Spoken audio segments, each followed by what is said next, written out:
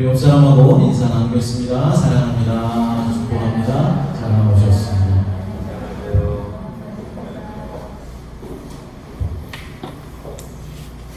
교회가 온전한 공동체가 되기 위해서는 우선되어야 하는 것이 있습니다. 그 우선되어야 하는 것이 무엇이냐면은 교회 공동체 안에 있는 조그만 기본 공동체들이 먼저 온전해져야 하는 것입니다. 그럼 그 기본 공동체라는 것은 무엇을 말하는 것일까요? 바로 남편과 아내, 부모와 자녀의 가정 공동체와 그리고 주인과 동의 직장 공동체를 말하는 것입니다. 바울은 이렇게 작은 공동체를 이상적인 모습으로 묘사를 하면서 소아시아 교인들이 온전한 공동체를 이루며 살아가기를 간절히 바라고 있는 것입니다. 지난주에 제가 빛의 자녀인 성도들이 이제 성령의 충만함을 받게 되면 충만한 삶을 살아갈 때 그 공동체 안에는 시와 찬미와 신령한 노래들로 하나님을 예배하고 또 감사하는 삶을 살아갈 수 있다라고 말씀을 전하였습니다. 그러나 그것에서 우리가 그치면 안 된다라는 것입니다. 무슨 말이냐면은 교회 공동체 안에서만 기쁨이 넘치고 예배하고 감사가 넘쳐서는 안 된다라는 것이죠.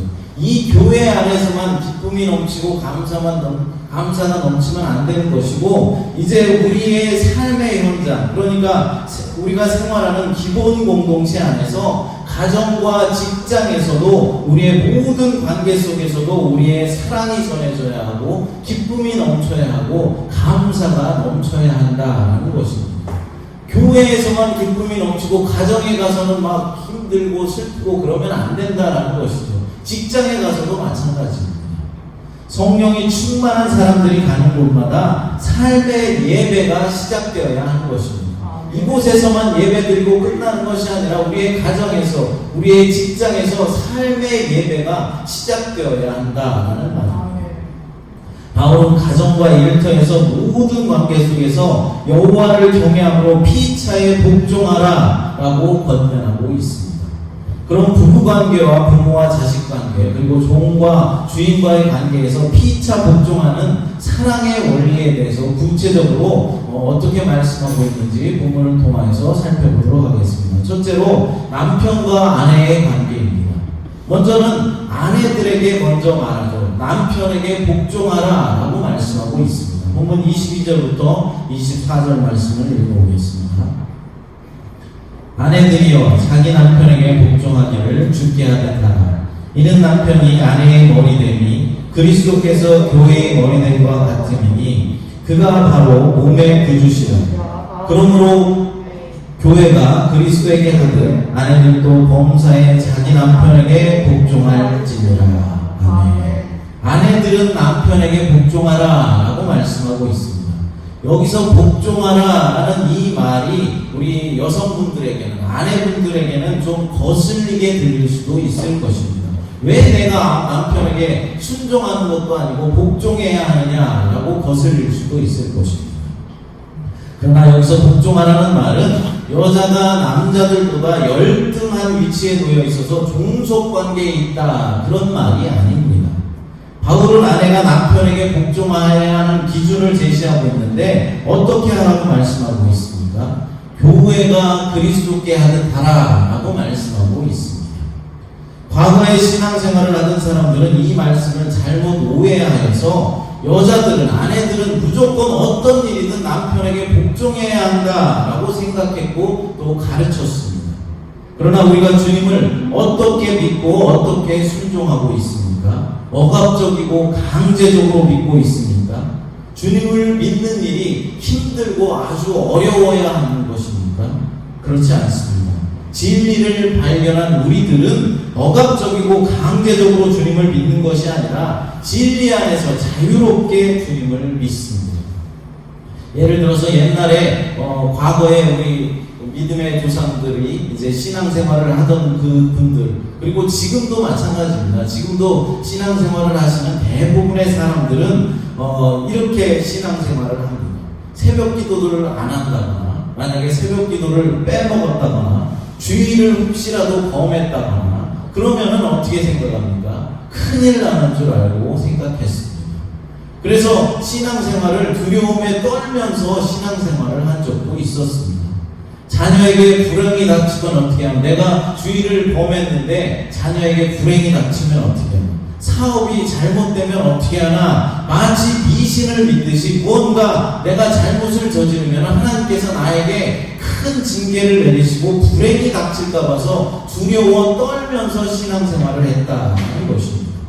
그러나 진리를 바로 아는 사람들은 어떻게 합니까? 우리가 새벽 예배를 좀 빼먹었다고 해서, 주의를 어쩌다가 한번 범했다고 해서, 내가 전도를 잘하지 못했다고 해서 무조건적으로 하나님께서 내게 벌을 내리지 않는다라는 사실을 압니다. 그럼 우리가 무엇 하려고 새벽 기도를 하고 주일에 나와서 이렇게 예배를 드리고 전도도 하고 헌금도 주님 앞에 드리는 것입니까? 그것으로 우리가 복을 받으려고 그렇습니까? 아니면 그것으로 천국에 가려고 하는 것입니까? 그게 아닙니다.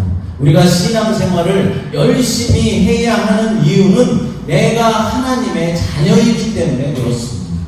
그래서 구별된 삶을 살려고 노력하는 것입니다. 또한 내 힘만 가지고는 이 썩어질 세상에서 믿음을 지키고 살아가기가 너무나 힘들고 어렵기 때문에, 그래서 새벽 기도도 하고 주일에 예배를 드리면서 헌금도 드리고 봉사하면서, 하나님 나를 좀 도와주세요. 이 세상에서 믿음을 지키고 살아가기가 너무나 힘이 듭니다. 많은 유혹들이 있어서 정말로 이 믿음을 지키기가 힘듭니다. 그러니 성령님께서 나와 함께 해주세요. 이렇게 기도하면서 세상 사람들과 구별된 삶을 살기 위해서 우리는 몸부림을 치는 것입니다. 아내가 남편에게 복종하는 것도 이와 마찬가지라는 것이죠.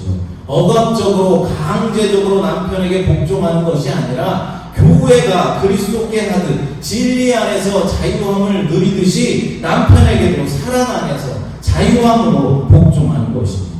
그러니까 남편의 억압에 의한 복종이 아니라, 남편을 진정으로 내가 사랑함으로 스스로 남편의 권위를 인정해주면서 복종하는 것입니다. 남편과 아내는 동등합니다. 하지만 질서가 있어야 하는 것입니다. 마치 성부 하나님, 성자 예수님, 성령 하나님은 본질상 동등하신 한 하나님이시지만은 질서상으로는 어떻습니까? 성부 하나님으로부터 성자 예수님이 나오셨고, 성부 하나님과 성자 예수님으로부터 성령 하나님이 나오신 것과 같은 이치라는 것입니다. 그래서 남편과 아내에도 질서가 있어야 하고, 가정에도 질서가 있어야 하고, 교회에도 질서가 있어야 하는 것입니다. 그러므로 아내들은 남편의 부당한 명령까지도 복종해야 하는 것은 절대로 아니지만, 질서상으로는 남편의 권위를 인정해 주어야 하는 것입니다. 다음으로는 남편들에게 말씀하고 있습니다. 남편은 아내를 사랑하라 라고 말씀합니다. 본문 25절부터 30절까지입니다. 남편들아, 아내 사랑하기를 그리스도께서 교회를 사랑하시고 그 교회를 위하여 자신을 주심같이 하라. 이는 곧 물로 씻어 말씀으로 깨끗하게 하사 거룩하게 하시고, 자기 앞에 영광스러운 교회로 세우사 티나 주름 잡힌 것이나 이런 것들이 없이 거룩하고 흠이 없게 하려 하십니다. 이와 같이 남편들도 자기 아내 사랑하기를 자기 자신과 같이 알지니, 자기 아내를 사랑하는 자는 자기를 사랑하는 것이라. 누구든지 언제나 자기 육체를 미워하지 않고 오직 양육하여 보호하기를 그리스도께서 교회에게 한 것 같이 하나니, 우리는 그 몸의 지체이니라.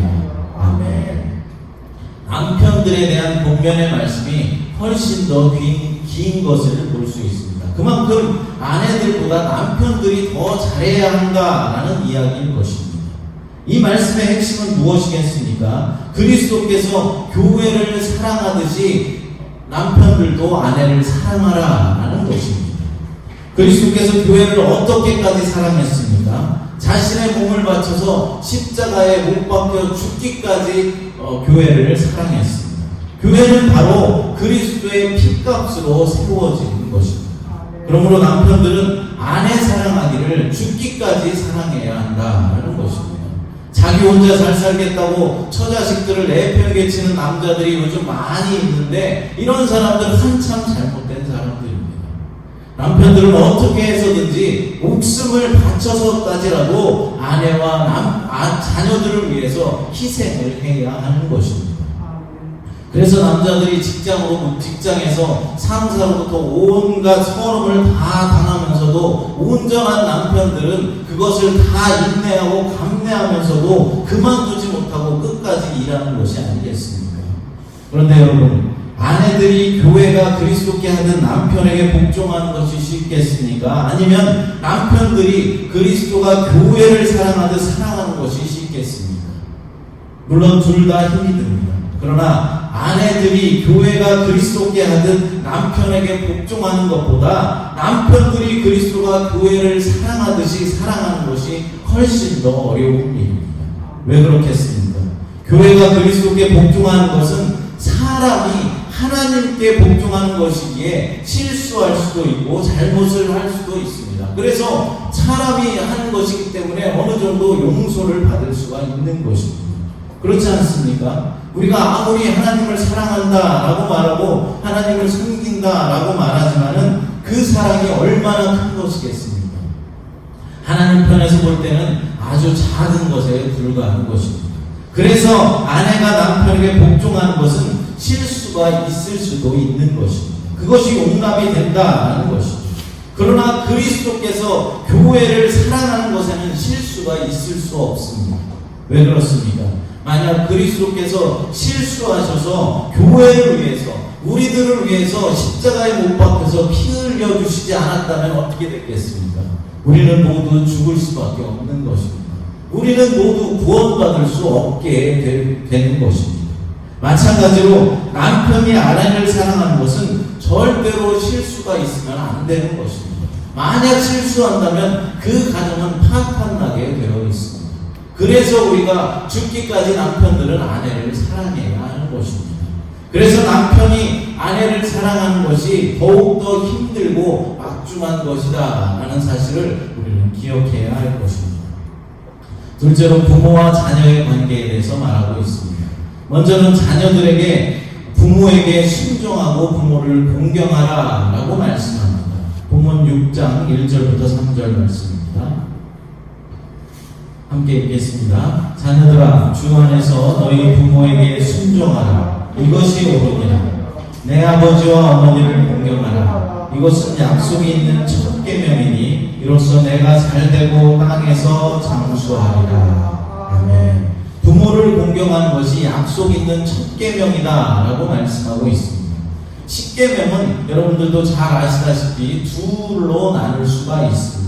제1계명부터 제4계명까지는 종교법으로서 하나님 사랑에 대한 계명의 말씀이고요. 제5계명부터 제10계명은 시민법으로서 이웃사랑에 대한 그런 말씀입니다. 그런데 시민법, 그러니까 이웃사랑에 대한 계명 가운데 제일 첫 번째가 되는 것이 바로 부모를 공경하라 라는 것입니다. 그래서 약속 있는 첫 계명이다 라고 말씀하고 있는 것입니다. 그만큼 부모 공경이라는 것이 중요하다라는 사실을 우리는 알아야 할 것입니다. 자녀들은 부모님의 말씀을 잘 들어야만 합니다. 만일 자녀가 자신의 얄팍한 지식을 가지고 부모의 교훈을 받아들이지 않는다면 그 자녀는 교만한 자녀입니다. 항상 부모님의 말씀에 순종하지 않는 자녀들이 자라서 어떻게 됩니까? 이제 사회에 나가게 되면은 패망의 지름길을 걷는 것을 우리가 쉽게 볼 수 있습니다. 그러므로 자녀들은 부모님의 가르침을 잘 받아야 하고 부모님의 말씀에 순종해야 하는 것입니다. 또한 자녀가 부모를 공경하는 가장 복된 길이 부모님의 말씀에 순종하는 길이라는 사실을 깨달아야 할 것입니다. 그런데 부모가 명령하는 것은 무조건 순종을 해야 한다라는 것일까요? 부모도 죄인인지라 부모의 가르침에 때로는 잘못이 있을 수도 분명히 있습니다. 은행에 가서 돈을 훔쳐오라 라는 명령에는 우리는 순종하지 말아야 하는 것입니다. 특별히 부모가 자녀들에게 하나님을 섬기는 일을 반대하고 있다면 그런 말씀에는 순종하지 말아야 하는 것입니다. 그러니까 부모님의 말이 하나님의 말씀과 합할 때 순종해야 한다는 것입니다. 그러므로 하나님의 말씀에 위배되지 않는 한 부모님의 말씀에 순종하는 것이 성경에서 가르치는 부모 공경의 원리입니다. 그렇습니다. 부모님은 하나님의 대리자로서 권위를 갖고 계신 분입니다. 그러므로 자녀가 부모를 거스르거나 부모께 대항하는 것은 하나님을 거스리고 하나님께 대항하는 것과 마찬가지다라는 것이죠. 그러면 부모님께 순종하고 공경한 사람에게는 어떤 복을 주신다라고 말씀하고 있습니다. 내가 잘되고 땅에서 장수하리라 라고 약속해 주셨습니다. 장수와 번영의 복을 약속해 주신 것입니다. 그러나 우리가 오해하지 말아야 할 것은 장수하지 못하거나 번영하지 못한 사람을 보고 모두가 부모님께 불효했기 때문이다, 그래서 저렇게 됐다 라고 생각하지 말아야 한다는 것입니다. 소유리 문답을 통해서 제5계명을 주신 이유를 잘 살펴보면은 장수와 번영의 약속에는 조건이 붙어 있다라는 것을 알 수 있습니다. 그것은 하나님께 영광이 되고 그들에게 선을 이루는 한에서 장수와 번영을 약속해 주셨다라는 사실입니다. 이런 해석을 붙인 이유는 때로는 어떤 신자는 일찍 주님 앞에 가는 것이 하나님 앞에 영광이 되고 또 그 사람에게 유익이 되는 경우도 있기 때문에 그렇습니다. 결론적으로 우리의 장수와 번영이 하나님의 영광의 전부가 아니라 하나님의 영광을 위해서 장수와 번영을 우리에게 허락해 주실 수도 있다라는 사실을 우리는 기억해야 하는 것입니다. 우리가 부모님께 순종하고 공경하는 것이 중요한 것이지 계명은 지키지도 않으면서 계명에 따라오는 복에만 집착하지 말아야 한다는 것입니다. 다음으로 부모들에게 자녀를 노엽게 하지 말고 주의 교훈과 훈계로 양육하라 라고 말씀하고 있습니다. 본문 4절 말씀을 읽어보겠습니다. 또 아비들아 너희 자녀를 노엽게 하지 말고 오직 주의 교훈과 훈계로 양육하라. 아멘. 가정의 권위자로서 부모는 자녀가 잘되고 땅에서 장수하며 복을 받을 수 있도록 양육해야 할 책임과 권한이 동시에 주어져 있는 것입니다. 아담과 하와의 최초의 가정은 학교였고 교회였으며 더 나아가서 작은 국가이기도 했습니다. 이 가정 안에 모든 기능이 다 포함되어 있다는 것입니다. 먼저 부모는 자녀의 선생입니다. 자녀에게 있어 인생 최초의 선생님이 부모님입니다. 부모는 자녀에게 모국어를 가르치고 자녀가 평생 건강할 수 있는 수칙을 가르치고 인간답게 사는 길도 가르쳐 주어야 합니다. 사람은 가만히 내버려두면 어떻게 됩니까? 본질상 악한 길로 가게 되어 있습니다.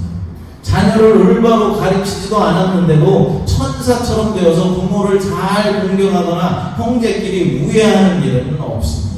오히려 이기적인 사람이 되어서 짐승과 같은 야성이 드러나서 사회에 부적합한 사람이 되기가 쉽다라는 것입니다. 그래서 부모는 자녀들에게 인성교육을 잘 시켜야 하는 것입니다. 부모의 책임을 다하지 못하는 사람은 부모가 될 자격도 없는 것입니다. 또한 가정은 최초의 교회입니다. 많은 지식을 쌓고 큰 인물로 이름을 떨치는 것보다 중요한 것이 있습니다. 그것은 자녀들로 하여금 평생 동안 하나님을 사랑하고 하나님께 순종하게 하면서 하나님과의 관계를 바르게 맺게 하는 데 있는 것입니다. 가정교육의 중점이 바로 신앙교육에 있다는 것입니다. 가정에서는 부모가 목회자입니다. 가정의 목회자로서 자녀 양육의 진정한 성공은 하나님을 경외하는 신실한 그리스도인으로 양육해내는 데 있는 것입니다. 만일 부모가 세상의 성공 기준으로 자녀를 양육한다면 결국은 그 자녀는 실패자로 만들 수밖에 없는 것입니다. 그러나 이 세상에서 높음과 낮음에 관계없이 하나님을 믿고 하나님을 사랑하고 하나님의 뜻에 순종하는 사람이 되도록 자녀들을 양육한다면 자녀를 성경에서 말하는 성공자로 키워낼 수 있는 것입니다. 또한 가정은 최초의 국가이며 부모는 자녀가 만나는 최초의 대통령입니다. 국가가 국민을 위해서 법을 제정하는 것처럼 부모도 자녀를 교육할 법을 만들어야 하는 것입니다. 부모는 자녀를 백성으로 삼고 부모가 세운 법으로 자녀들을 다스리고 통치해야 하며 부모가 세운 법을 지키지 않았을 때는 벌을 주는 재판관의 역할도 감당함으로써 자녀들을 올바로 지도해야 하는 것입니다. 부모가 재판관의 권한을 행사할 때 자녀로 하여금 무엇을 잘못했는지 깨닫게 해야 하며 같은 잘못을 반복해서 범하지 않도록 날마다 훈계해 주어야 하는 것입니다. 세 번째로 종과 주인과 종과의 관계입니다. 본문 5절부터 9절 말씀을 읽어보겠습니다. 5절부터 9절입니다. 종들아 두려워하지 말고 떨며 성실한 마음으로 육체의 상전에게 순종하기를 그리스도께 하듯 하라. 눈가림만 하여서 사람을 기쁘게 하는 자처럼 하지 말고 그리스도의 종들처럼 마음으로 하나님의 뜻을 행하고 기쁜 마음으로 섬기기를 주께 하듯 하고 사람들에게 하듯 하지 말라. 이는 각 사람이 무슨 선을 행하든지 종이나 자유인이나 주께로부터 그대로 받을 줄을 알니 상전들아 너희도 그들에게 이와 같이 하고 위협을 그치라. 이는 그들과 너희의 상전이 하늘에 계시고 그에게는 사람을 외모로 취하는 일이 없는 줄 너희가 알미라. 아멘. 직장에서는 종과 주인의 관계가 분명히 상하 관계가 분명히 있습니다. 그러므로 종은 주인을 그리스도 대하듯이 해야 하는 것입니다. 눈에 보이지 않지만 다 보실 수 있는 그리스도께 정직하고 성실하게 우리가 대하듯이 주인의 일에도 우리는 정직하고 성실함을 다해서 일을 해야 한다는 것입니다. 억지로 섬기는 것이 아니라 기쁘게 감사함으로 주인을 섬겨야 하고 주인의 일을 해야 하는 것입니다. 하나님의 일에 반대되지만 않는다면 주인이 잘 되기를 위해서 주인이 성공하기를 위해서 최선을 다해서 일해 주어야 하는 것입니다. 주인도 마찬가지입니다. 상전이라고 해서 자기 마음대로 종을 함부로 대하면 안 됩니다. 상전들도 종을 대할 때는 뭐라고 말합니까? 자기의 상전인 하늘 아버지께서 나를 대해 주셨던 것을 생각하면서 종들을 대해라 라고 말하고 있는 것입니다. 외모로 우리를 판단하지 않으셨던 하나님처럼 종이라고 함부로 대하고 권력 있는 자라고 굽신거려서는 안 되는 것입니다. 누구든지 하나님의 형상대로 지음받은 존귀한 자로 대해 주어야 하고 심지어는 나의 사역의 협력자로서 감사해야 하는 것입니다. 그렇게 할 때 하나님은 그 직장을 하나님의 성소로 여겨주시고 그 일을 성직으로 간주해 주시는 것입니다. 사랑하는 여러분, 오늘은 우리의 삶의 기본이 되는 기본 공동체, 그러니까 가정과 직장에서의 삶을 어떠해야 하는지를 살펴보았습니다. 여러분의 가정에 지금 하나님께서 임재하고 계십니다. 하나님이 임재하실 만큼 부끄러운 모습이 여러분 가정에 없습니까? 만약 여러분의 직장에 예수 그리스도께서 지금 오신다면 주님이 좋아하실 만큼 상호 존중의 관계가 이어지고 있습니다. 여러분의 가정과 직장을 성령 하나님께서 지배하고 계십니까? 아니면은 세상의 논리와 세상의 원리가 통치하고 있습니까? 사도 바울은 뭐라고 말씀합니까? 모든 인간관계에서 죽게 하듯 하라 라고 반복해서 오늘 본문에서 계속해서 말씀하고 있습니다. 그렇습니다. 우리의 모든 인간관계에서 서로를 대할 때 주님을 대하듯이, 그러니까 남편을 대할 때도 죽게 대하듯이 하고, 아내를 대할 때도 주님을 대하듯이 하고, 또 자녀를 대할 때, 부모를 대할 때, 직원을 대할 때도 주님을 대하듯이 한다면은, 그런 사랑의 원리와 상호 복종의 원리만 적용된다면은 하나님께서 우리의 가정에는 내가 기대하지 않았던 평안을 허락해 주실 것이고, 직장에는 내가 생각하지 못했던 축복을 허락해 주실 것입니다. 여러분의 가정과 여러분의 모든 관계 속에서 사람들을 대할 때 주님 대하듯이 대하고 주님 대하듯이 섬길 때 여러분의 모든 삶에 하나님이 주시는 은혜와 평강이 날마다 넘쳐나게 될 것입니다.